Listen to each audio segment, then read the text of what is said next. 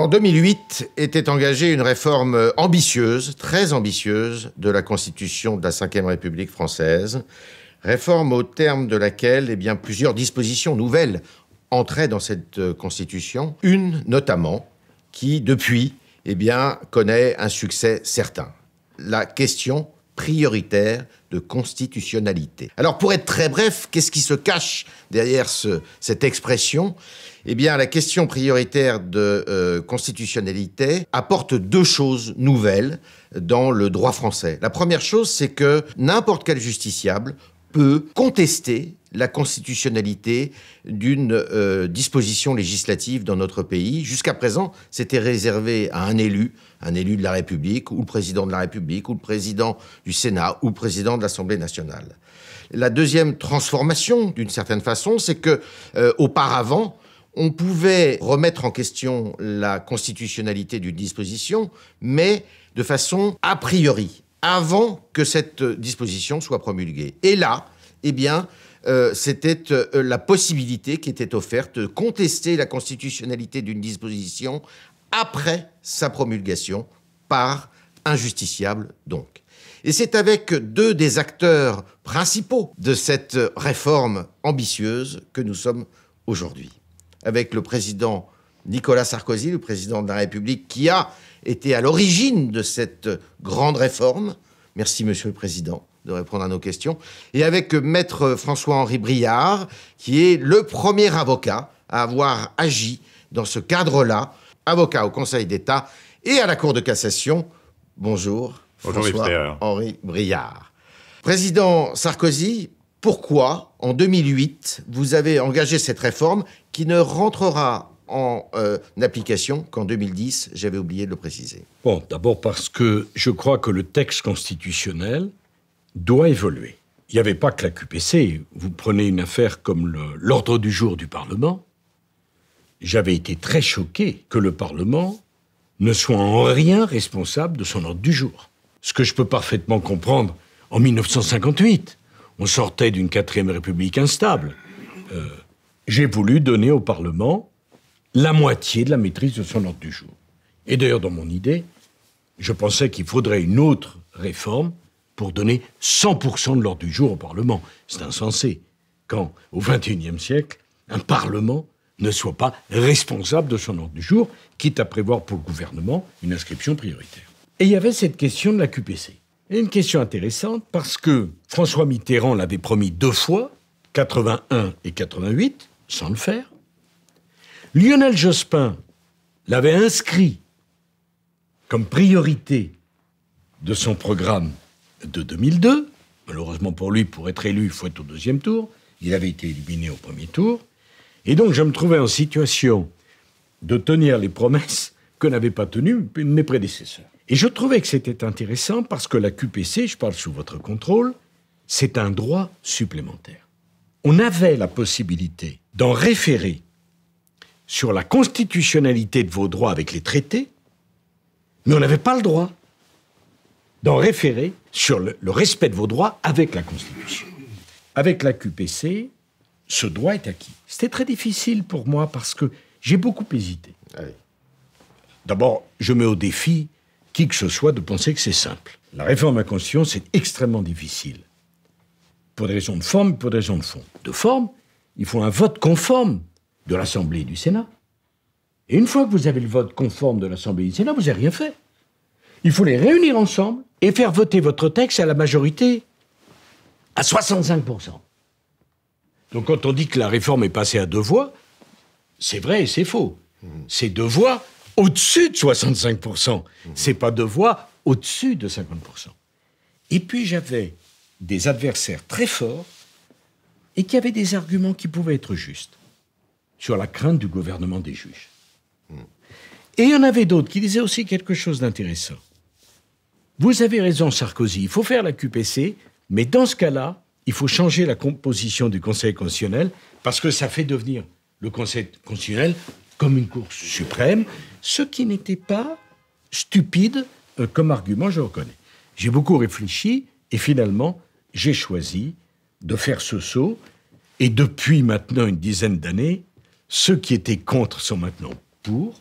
Et tous les risques, tous, qui avaient été pointés du doigt sur l'instabilité juridique et le gouvernement des juges, tous ont été balayés et n'existent pas aujourd'hui. Je ne résiste pas au plaisir d'ailleurs de vous dire que l'un de mes plus féroces combattants contre ma réforme n'est autre que l'actuel président du Conseil constitutionnel, Laurent Fabius, qui a voté contre la réforme de 2008, ce qui ne l'empêche pas de célébrer la QPC comme étant un progrès majeur.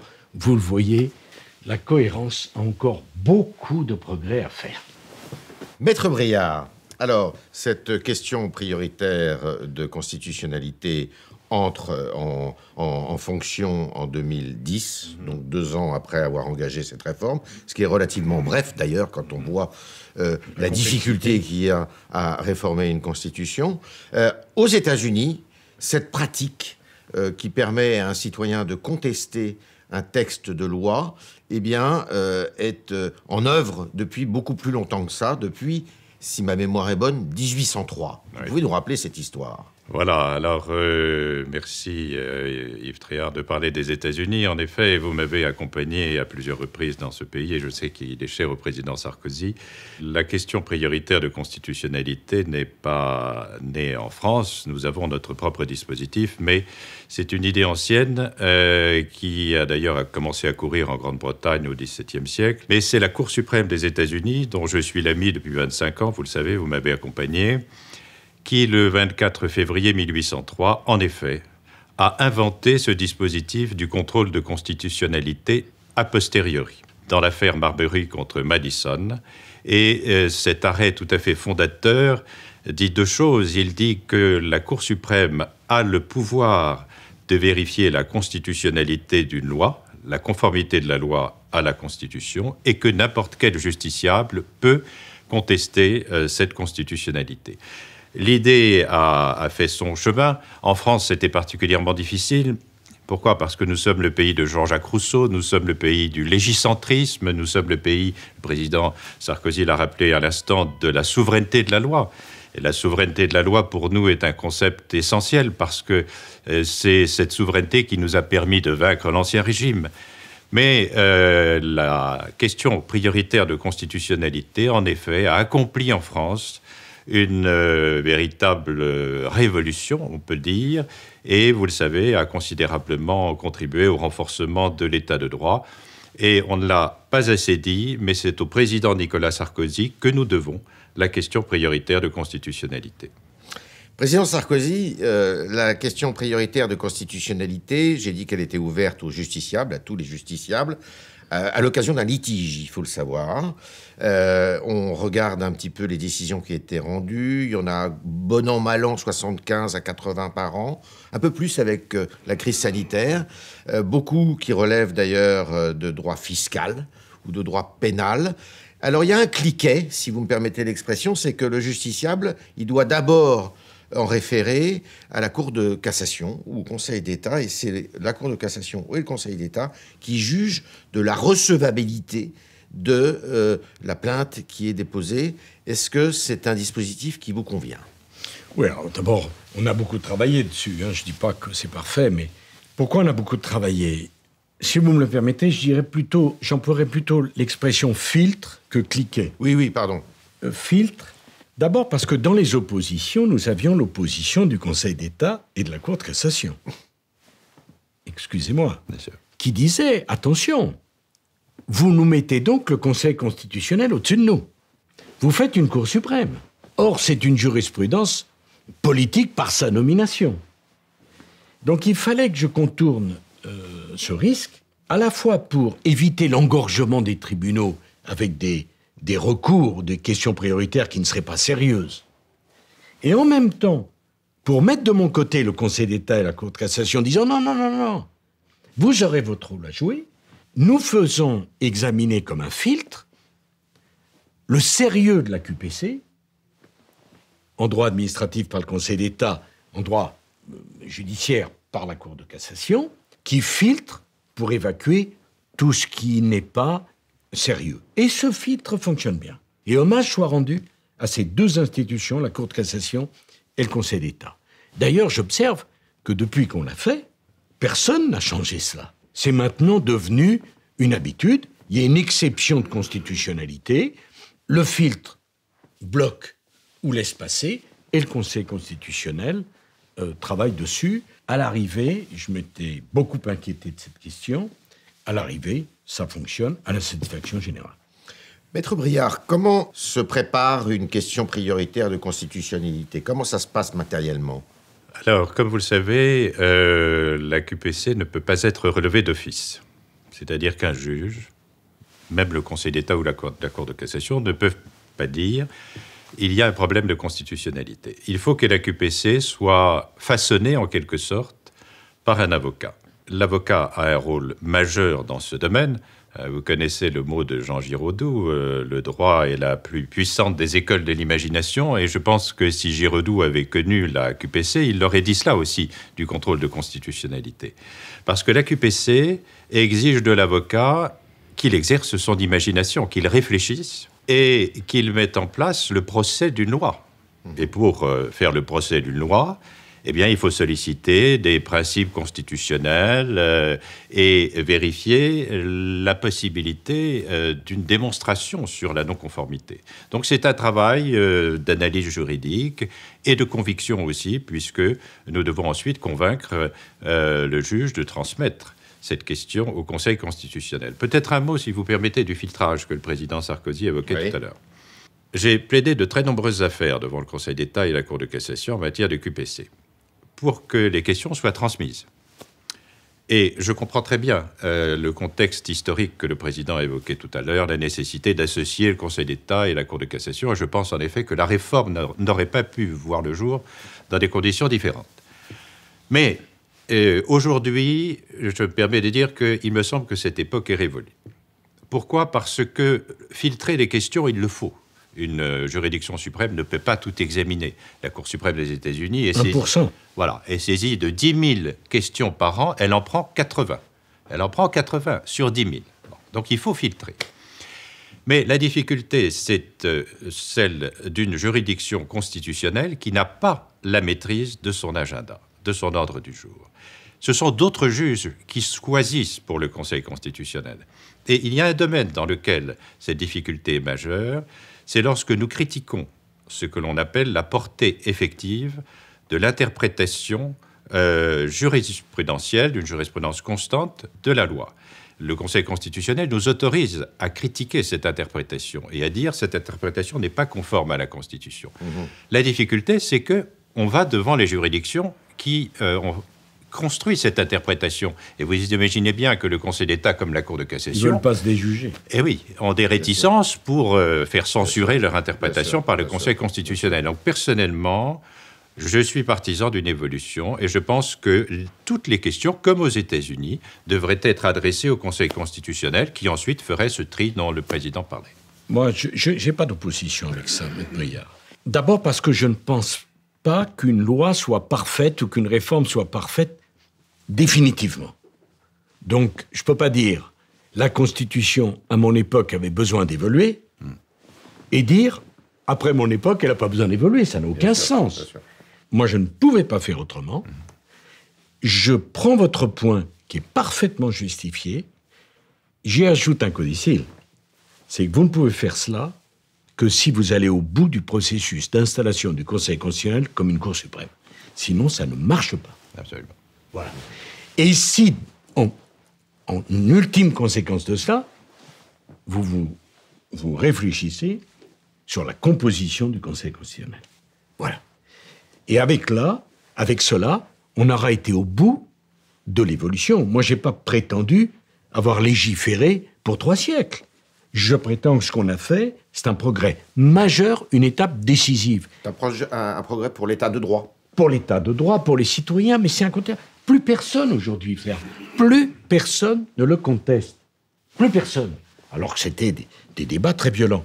Mais je prends le point de Maître Briard en y ajoutant simplement que dans ce cas-là, vous installez en haut de l'ordre normatif français le Conseil constitutionnel, vous lui donnez ce pouvoir d'être son propre filtre en conséquence, oui. Mais vous devez également changer sa composition. Alors, justement, comment on change sa composition et comment on installe une nouvelle machinerie, si vous me permettez l'expression. Non, ce n'est pas une machinerie. Comment on couvre l'ensemble du système normatif français. Moi, je ne suis pas en charge de penser à la Constitution. C'est un sujet très compliqué. Le général de Gaulle a beaucoup travaillé cette question. Il y a mis notamment les anciens présidents de la République, après avoir pensé à mettre les anciens présidents de la République comme sénateurs à vie. Voilà, c'est ça la vérité. Mais on était dans les années 60. Mais on était dans les années 60. Moi, il y a beaucoup de formules possibles. Je ne souhaite pas rentrer dans le débat de ça. J'ai décidé naturellement sur la question. Vous savez qu'aux États-Unis, la nomination donne lieu de chaque membre de la Cour suprême à une bagarre extraordinaire pour savoir si c'est un républicain ou si c'est un démocrate. Des nominations à vie. Des nominations à vie. Moi, je pense que le système d'être nommé pour 9 ans, sans être renouvelable, est un meilleur système. Permettez-moi de vous le dire. Ça, c'est un avis très personnel. Je trouve que 9 ans, c'est bien. Il se trouve que moi, j'ai inventé la QPC. Enfin, je l'ai fait, et j'ai siégé au Conseil constitutionnel sur des affaires de QPC. Donc, j'ai vu vraiment... Je ne suis pas pour des nominations à vie. Je pense que c'est très dangereux, que c'est une pratique qui existe dans un système anglo-saxon et qui n'est pas fait pour le nôtre. Maître François-Henri Briat, vous avez parlé des évolutions souhaitables, notamment de ce filtre qui est peut-être plus de ce jour, enfin, en tous les cas, qui n'est plus de notre temps, du Conseil d'État et de la Cour de cassation. Est-ce que vous voyez d'autres évolutions souhaitables pour l'avocat que vous êtes ? Alors, la question des anciens présidents, je pense, doit être réglée.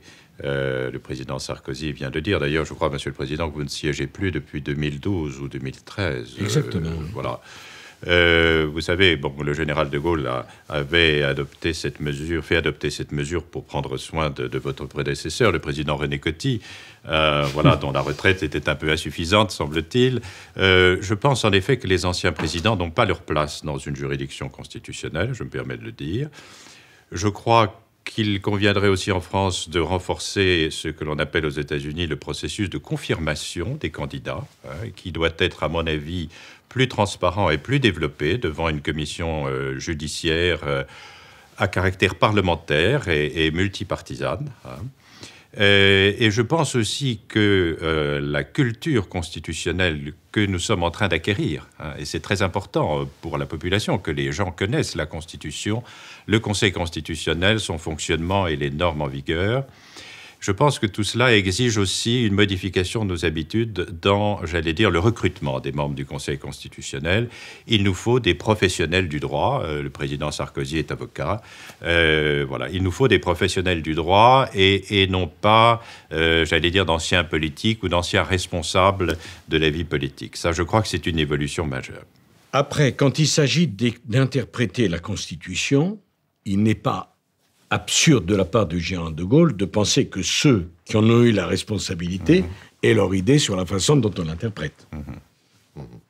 Pardon, mais entre la compétence pour la Constitution d'un ancien président de la République, excusez-moi, qui a été le garant de la Constitution, et celle d'un ancien sénateur ou d'un ancien député, il y a peut-être, me semble-t-il, et c'est pas un plaidoyer pro domo, puisque moi je ne siège pas au Conseil constitutionnel, je n'y touche d'ailleurs aucune indemnité, bien sûr, parce que j'ai voulu garder ma liberté de parole. Et j'ai voulu également garder ma liberté d'exercer ma profession d'avocat. Et il y avait une contradiction d'entre les deux. Mais on peut parler jusqu'à plus soif, de comment on devrait composer le Conseil constitutionnel. La difficulté que je vois poindre, maître, c'est l'extraordinaire difficulté de réussir une réforme constitutionnelle. Je suis le dernier. Pardon, je ne le dis pas par souci égotique. Je me souviens de mon Premier ministre à l'époque qui m'avait dit « François Fillon, tu prends beaucoup de risques, on ne va pas y arriver. » Et c'est pas passé loin qu'on n'y arrive pas. Parce que, alors, pour le coup, on ne parle pas de filtre, cher monsieur Tréhard. Ouais. On parle de cliquet. Parce que c'est soit le référendum avec tous les risques, vous comprenez bien. qu'on ne peut pas mettre à référendum la question prioritaire de constitutionnalité, qui est une complexité extrême, et on ne répond pas à ça par oui ou par non. C'est absurde. Mais vous voyez que pour obtenir une réforme, il faut aller bien au-delà de son propre camp. Sur les nominations, dans la réforme de 2008, qu'est-ce que je mets? Je mets également le cliquet de toutes les nominations à des autorités indépendantes par le président de la République. Le choix devait être ratifié par une majorité des 2/3 des commissions compétentes. C'est-à-dire que le président du CSA à l'époque, je le propose, et l'opposition et la majorité doivent l'accepter. Vous vous rendez compte le niveau de garantie démocratique que j'avais inscrit là-dedans? Et on pourrait très bien imaginer un système pour les nominations au Conseil constitutionnel de la même nature, cher maître, où le président ou telle institution, le président du Sénat, propose, mais un peu comme aux États-Unis, cela passe par le filtre des commissions qui disent non, excusez-nous, ce candidat, c'est pas possible. Et la transparence à ce moment-là est extraordinaire. Et vous voyez dans notre discussion, avec Maître Briard et avec vous, que le droit, c'est moins compliqué qu'on ne l'imagine. Et c'est plus proche de la vie quotidienne qu'on ne le croit. Parce que derrière des monumentales discussions juridiques, il y a des sujets extrêmement concrets, et la QPC en est un. Merci pour cette belle conclusion, Président Nicolas Sarkozy. Donc vous avez pu assister à une conversation très intéressante entre le Président Nicolas Sarkozy, qui était à l'initiative et qui était à l'origine de cette réforme très ambitieuse, je disais en introduction, de notre Constitution de la Ve République. Merci François-Henri Briard. Merci. Donc on rappelle que vous avez été le premier avocat à justement plaider dans ce cadre nouveau. C'était en 2010, puisque la réforme est entrée en application à la fin du mois de mars 2010. Merci de votre éclairage, merci de votre expérience sur ce sujet qui a quelques 12 ans. Merci, Président. Je peux dire deux dernières choses. D'abord, je remercie Maître Briard pour sa compétence et pour son engagement sur la QPC. Merci au Président Sarkozy. Parce que c'est un passionné. Et c'est un sujet passionnant. Il ne faut pas que ceux qui nous regardent pensent qu'on est en train de parler de la sexualité des coléoptères. Ce sont des sujets passionnants. Enfin, de la sexualité des coléoptères, c'est certainement un sujet passionnant. Mais c'est des sujets très concrets, très pratiques. Mais je voudrais terminer en vous racontant une anecdote. Je connais bien Jacques Attali et j'ai de l'amitié pour lui. Et Jacques Attali me dit, tu comprends, tu as raté quelque chose. Je lui dis certainement. Durant tout ton quinquennat, tu n'as pas augmenté les droits des citoyens, alors que la gauche le fait. Mais je lui dis, es-tu devenu fou? Et la QPC? Et avec l'honnêteté qui est la sienne, il me dit, oh mon Dieu, j'avais oublié. Et vous voyez, la QPC, c'est l'une des plus grandes réformes que j'ai mises en œuvre. Mais sur le moment, je ne dirais pas qu'elle est passée inaperçue. Mais seuls des gens comme Maître Briard l'ont compris. Mais c'est 10 ans après qu'on s'aperçoit de l'importance du choix que nous avons fait. Non, parce qu'on ne peut pas dire que M. Attali est un imbécile, il est très intelligent. On ne peut pas dire qu'il ne suit pas l'actualité. Et malgré ça, il était passé à côté. Ça en dit long sur la nécessité d'expliquer. Et c'est la raison pour laquelle j'étais très heureux d'être avec vous pour parler d'un sujet qui me tient toujours très à cœur. Merci. Merci beaucoup, Monsieur le Président. Prouve que ce n'est pas un sujet anodin. Merci à vous. Merci.